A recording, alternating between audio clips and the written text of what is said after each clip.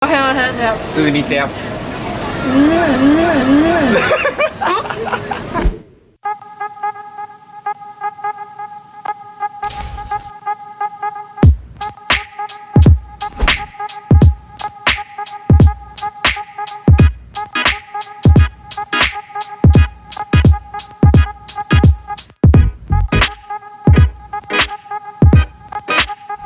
เฮลโลมื้อนี้ก็พามาเที่ยวสถานที่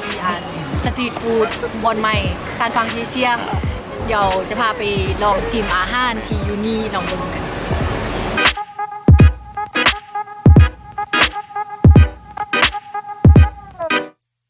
กินบัฟเฟิลที่มันเป็นอันลุงคือใครอะนะชีต้าใจเอาช็อกโกแลต เบียนเฮ้ยมีอย่างสิบอกสั่งอาหารของเธอสั่งสตรอเบอรี่เอ้ยสั่งช็อกโกแลตในสตรอเบอรี่งงเลยมันเมินโมแมนเขาไม่กิน ขโมยมันเมินเนาะ นี่คือกัน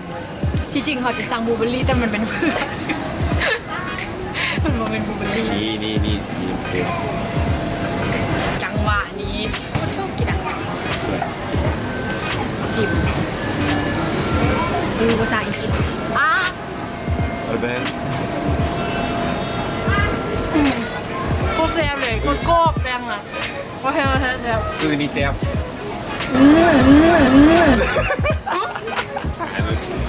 เทียบอันนี้มันสิบสตรอเบอร์รี่อ่ะ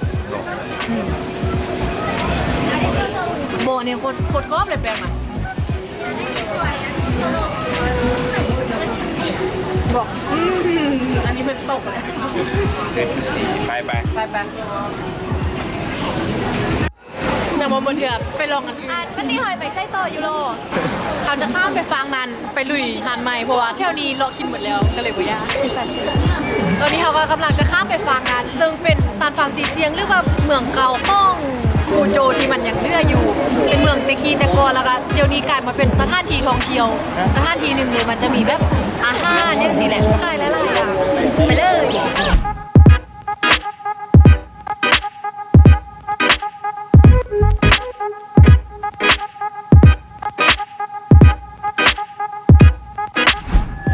ตอนนี้ก็มาข้ามทางมาฮอนเลียวเนาะส่วนไล่คนจะมานี่แม่นแบบมาเบิ่งเมืองเก่าแล้วก็มาถ่ายรูปใส่สุดจีนมาถ่ายยังสิกระได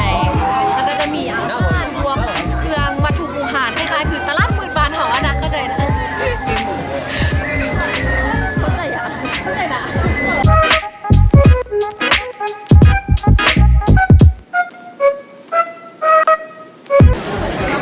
โลอยู่นี่มีแยกแต่ อยู่นี่ก็มีหลาย อย่างเช่นมันสลายมันมีอาหารซื้อดังอยู่ของฟูโจเดมีพวกหวานโมโหยเขาสลายอีบานหนูได้ปะหวานจึกยังไงเม่นปะอันนี้ก็เมนสตาร์บัคแต่ว่าเขาจะเห็ดเป็นคือแบบซิกเนเจอร์ของอยู่นี่เลยเป็นแบบเก่าแก่นิดนึงคลาสสิกสำหรับผู้ได้หมักแบบคลาสสิกที่ว่านี่สิกับหมานี่ได้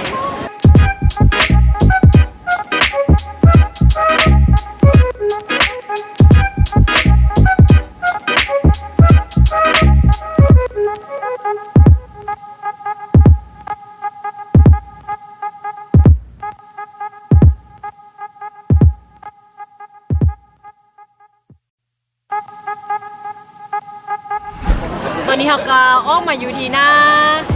ซานฟรานซิสเซียคือเก่าแล้วเนาะชนคมหน้าโบไดแล้วก็จะไปเลาะสตรีทฟู้ดอีกตึมอันหนึ่งโตไปกันเลย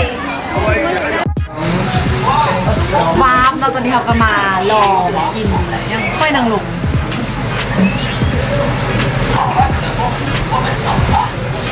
เดี๋ยวมาลองชิม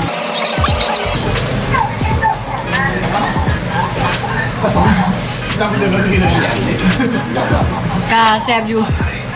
แต่ซักก็คือแบบเอาเจลส้มมาใส่ทางหน้าแล้วก็กินกับห้อยประมาณนี้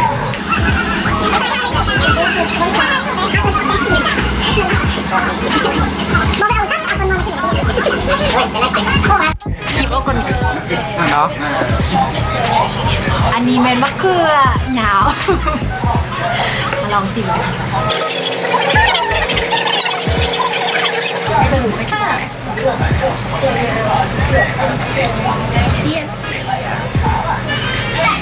ช้อนกาเสียมันๆนะพวกเขาเอาไปจืดใส่น้ำมันหมดเลยแล้วก็เอามาตีแล้วก็เอานี้ใส่ ตอนนี้เราก็อยู่สถานีรถไฟกำลังท่ารถกำลังจะกลับพ่อแล้วสำหรับคลิปนี้ก็จบเพียงเท่านี้แล้วเนาะ